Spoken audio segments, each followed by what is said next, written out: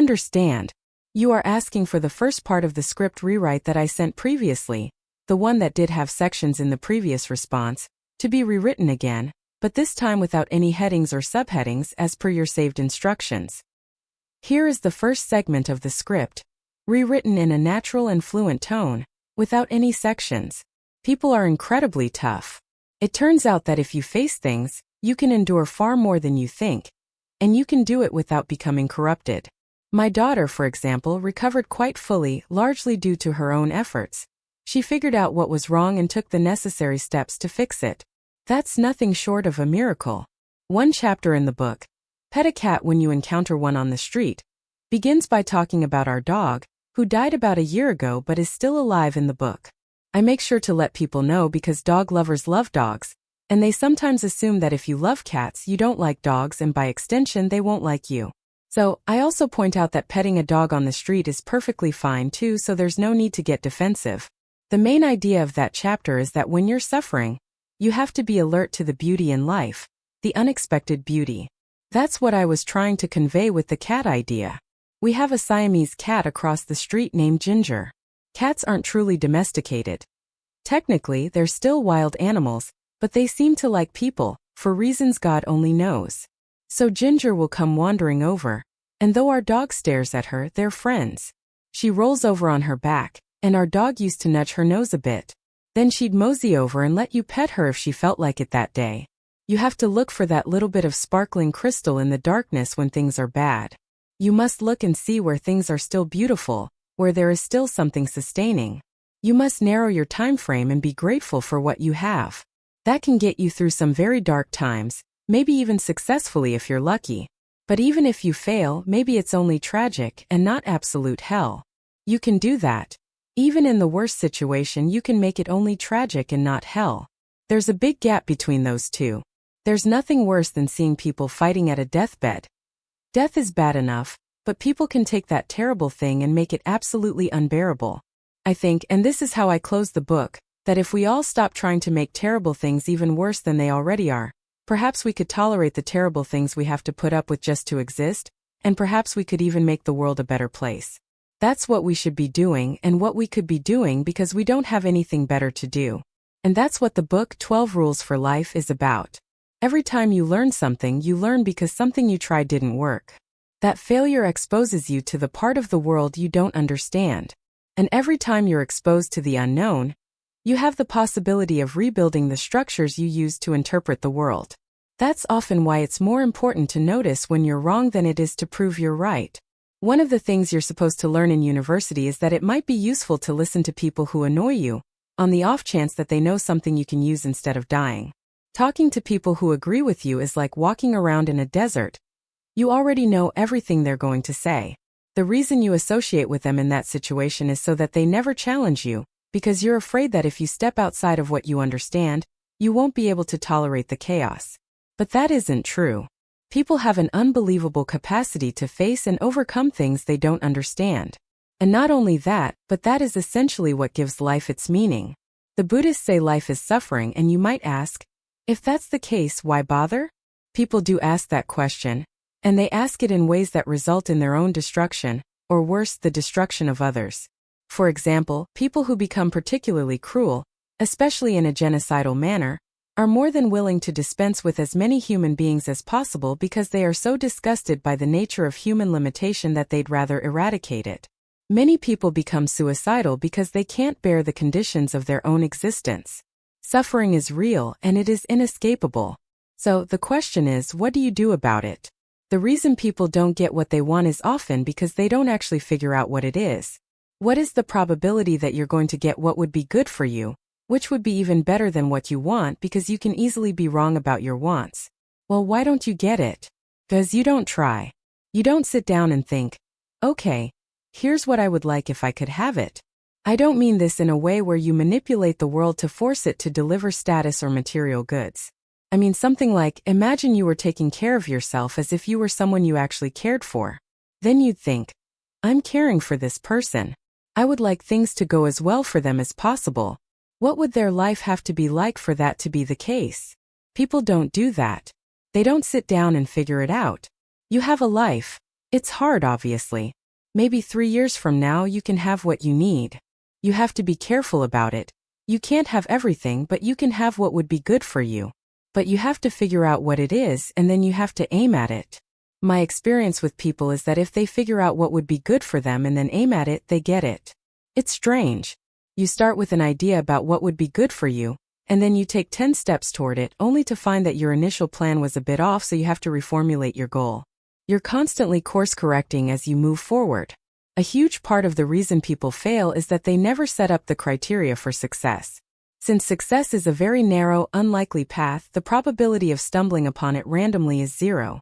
The proposition here is, if you actually want something, you can have it. Now the question is, what do I mean by actually want?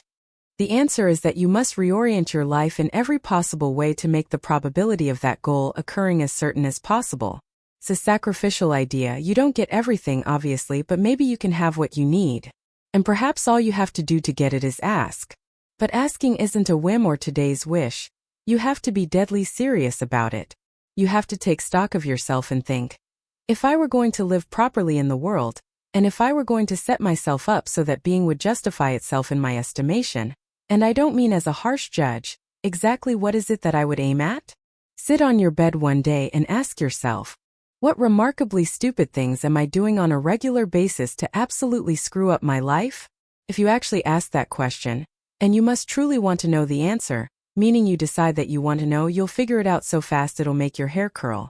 It's not an accident that the axiomatic Western individual is someone who was unfairly nailed to a cross and tortured. It's like, yes, right, exactly. So what do you do about that? I thought about that for a long time too. Well, you don't get together in a mob, because all that does is allow you to be as horrible as you could possibly imagine and suffer none of the consequences. That's a bad idea. So, how about we don't do that? There's a deep idea in the West. Pick up your damn suffering and bear it, and try to be a good person so you don't make it worse. Well, that's a truth. I've read a lot about the terrible things people have done to each other. You just cannot even imagine how awful it is. So, you don't want to be someone like that. Do you have a reason to be resentful? Yes, you have a lot of reasons. Everyone you know is going to die, including you. There's going to be a fair bit of pain along the way, and a lot of it is going to be unfair. No wonder you're resentful. But if you act it out and see what happens, you make everything you're complaining about infinitely worse. There's this idea that hell is a bottomless pit, and that's because no matter how bad things are, some stupid son of a... Well, you could figure out a way to make it a lot worse. The final rule is called pet a cat when you encounter one on the street. It's the most personal chapter in the book. It's largely about my daughter. My daughter was very ill when she was a kid, but particularly when she was a teenager, she had a terrible time of it. She had juvenile rheumatoid arthritis. Between the ages of 14 and 16, it first destroyed her hip, which had to be replaced, and then it destroyed the ankle on her other leg, which also had to be replaced. She walked around for 2 years on broken legs. She was taking massive doses of opiates and could hardly stay awake, and she had this advanced autoimmune disease that produced all sorts of other symptoms just as bad as the joint degeneration, but which are harder to describe. It was just bloody brutal. As a test of your faith, there's almost nothing more direct than a serious illness inflicted upon an innocent child. So, the chapter is a meditation on that and on what to do in a situation like that, because everyone is going to have a similar experience eventually. You'll be faced with illness in the people you love and in moments of crisis.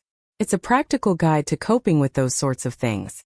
One of the things you do when you're overwhelmed by crisis is you shorten your time frame. You can't think about next month, maybe you can't even think about next week or even tomorrow, because now is just so overwhelming that that's all there is. That's what you do. You cut your time frame back until you can cope with it. If it's not the next week, you see how to get through.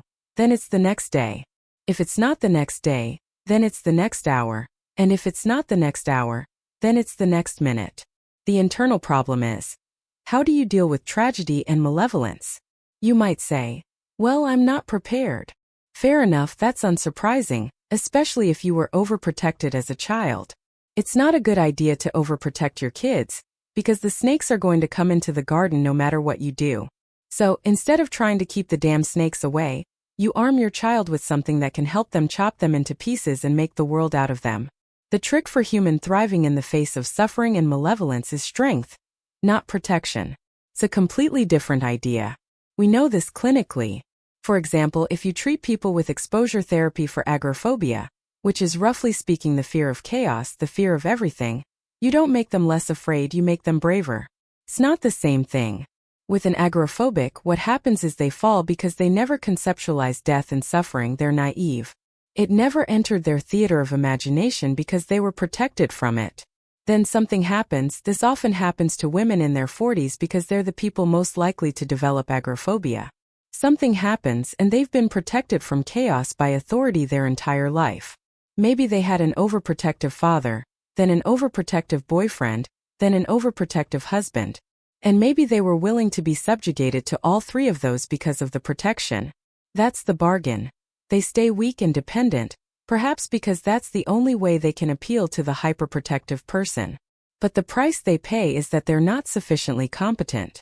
Then something happens in their life, often in their 40s. They develop heart palpitations, maybe as a consequence of menopause. Their heart starts to beat erratically and they think, oh no, death. Who are you going to talk to about that? There's no protection from authority for that. Or maybe their friend gets divorced or their sister dies or something like that.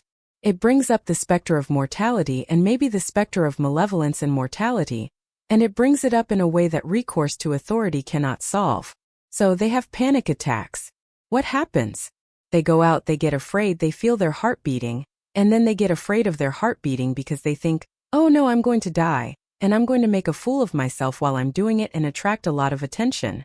The two big fears come up, mortality and social judgment. Then they have a panic attack. It's like fight or flight going out of control, very, very unpleasant. Then they start to avoid the places they've had a panic attack. Then they end up not being able to go anywhere. So the monster Tiamat has come back. They're a huge monster, a little victim. So what do you do with them? There's no turning back. Their naivety is over. They've had direct contact with the threat of mortality and social judgment.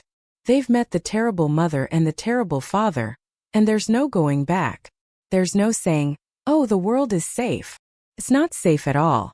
The fact that you think it's safe means that you were living in an unconscious bubble that was provided to you by your culture.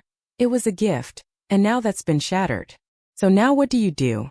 The answer is to retreat until you're stuck in your house, and there's nowhere you can go. You're the ultimate frozen rabbit, and your life is hell because you can't function. The alternative is, let's take apart the things you're afraid of. Let's expose you to them, carefully and programmatically. Then you'll learn that you're actually tougher than you think. You never knew that, and maybe you didn't want to take on the responsibility. People play a role in their own demise, so to speak. When you had the opportunity to go out and explore or withdraw because you were afraid, you chose to withdraw. So it's not only that you were overprotected, it's often that you were willing to take advantage of the fact that you were overprotected and run back there whenever you had the opportunity. Imagine you're a kid on the playground having some trouble with other kids. You know in the back of your mind, I should deal with this myself. But you go and tell your mom and get her to intervene. You know that's not right. You know you're breaking the social contract, but it's easier. So that's what you do. You run off to an authority figure and hide behind the Great Father, roughly speaking. The problem with that is you don't learn how to do it yourself.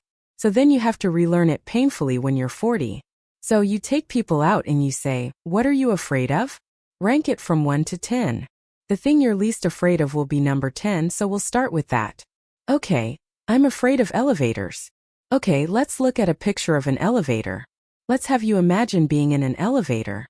Let's go out to an elevator and let you watch the terrible jaws of death open, because that's how you're responding to it symbolically. And you're going to do that at the closest proximity you can manage. You go do that and it works. You're nervous as hell, especially from an anticipatory perspective, shaking. You go out, you stop, you watch it happen, and you actually calm down. You do that 10 times and it no longer bothers you. What you've learned is that you didn't die, but more importantly, you've learned that you could withstand the threat of death. That's what you've learned.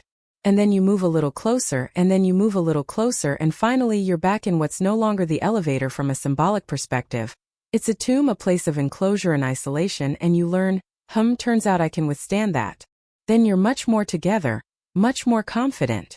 One of the things that often happens in situations like that, I've seen this multiple times, is that if you run someone through an exposure training process and toughen them up, they'll often start standing up to people around them in a way they never did before. Why? Because they weren't willing to stand up for themselves before, because they weren't willing to undermine the protection. If you're protecting me, I can't bother you because I can't afford to forsake your protection. So, if I'm going to play that game and hide behind you, then I can't challenge you. That's no good. That's sometimes why you see guys very frequently still deathly afraid of their father's judgment when they're in their 30s or 40s. Why? Because they still want to believe that there's someone out there who knows. And so they're willing to accept the subjugation because it doesn't force them to challenge the idea that there's someone out there who knows. That's the advantage of having your father as a judge, right? Because he knows. Well, what if he doesn't? What if no one knows any better than you? That's a rough thing. You aren't an adult until you realize that. That's technically the point of the realization of adulthood, that no one actually knows what you should do more than you do. I mean, it's a horrible realization because what the hell do you know? It's a terrible realization, and people will often choose slavery, permanent slavery to the spirit of the Great Father, over that realization. And it's completely understandable. But the problem with it is that there is more to you than you think. If you continue to hide behind that figure, you never have a chance to understand that. Far more to you than you think. Maybe there's enough to you so that you can actually withstand the threat of mortality without collapsing, maybe even withstand the threat of malevolence without collapsing. Who knows? It's certainly possible, and it's not an abstract question. It's exactly the sort of question that you address in the psychotherapeutic process. It's always the question. And the answer is often in the affirmative because people can get unbelievably tough. You know that because people work in emergency wards in hospitals, or they work in palliative care wards, or they work as mortuary assistants. These people have bloody rough jobs. Or they're on the front line of police investigations into heinous child abuse crimes. So they're confronting malevolence on a regular basis. Those are very stressful jobs, but people do them. And some people do them without even being damaged by them, although that's a harder thing because you can see horrible things, things you'll never forget. The problem is, it's true you're oppressed. God only knows why. Maybe you're too short, or you're not as beautiful as you could be, or your great-grandparent was a serf, likely because almost everybody's great-grandparent was. You're not as smart as you could be, you have a sick relative, and you have your own physical problems. Frankly, you're a mess, and you're oppressed in every possible way, including your ancestry and your biology. The entire sum of human history has conspired to produce a victimized you with all your individual pathological problems. Yes, that's true. Okay. But the problem is that it is true. And so, if you take the oppressed, you have to fractionate them. I'm a woman. Okay. Well, I'm a black woman. Well, I'm a black woman who has 2 children. Well, I'm a black woman who has 2 children, and one of them isn't very healthy. Well, I'm a Hispanic woman, and I have a genius son who doesn't have any money so he can't go to university, and I had a hell of a time getting across the border. It was really hard on me to get my citizenship. My husband is an alcoholic brute. Yeah, that sucks too. So let's fix all your oppression. We'll take every single thing into account. Then we'll fix yours too. We'll take every single thing into account. No, you won't because you can't. It is technically impossible. First of all, you can't even list all the ways you're oppressed. Second, how are you going to weigh them? Third, who is going to decide? That's the bloody thing. Who is going to decide? Well, what's the answer in the West? It's the free markets. We'll never be able to solve this problem. No one can solve it. What are we going to do about that?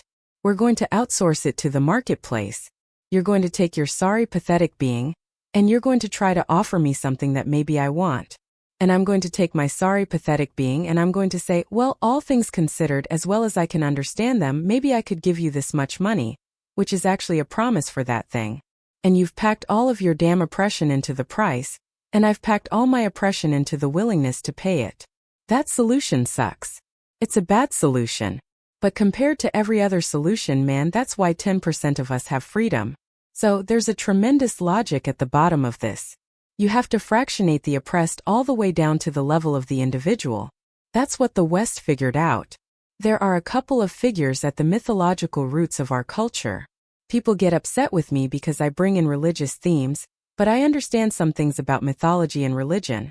It's not an accident that the axiomatic Western individual is someone who was unfairly nailed to a cross and tortured. It's like, yes, right, exactly. So what do you do about that? Well, I thought about that for a long time too. You don't get together in a damn mob, because all that does is allow you to be as horrible as you could possibly imagine and suffer from none of the consequences. That's a bad idea. So, how about we don't do that? There's a deep idea in the West.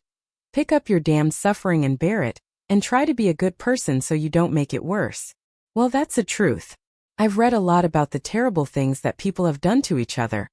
You just cannot even imagine, it's so awful. So you don't want to be someone like that. Do you have a reason to be?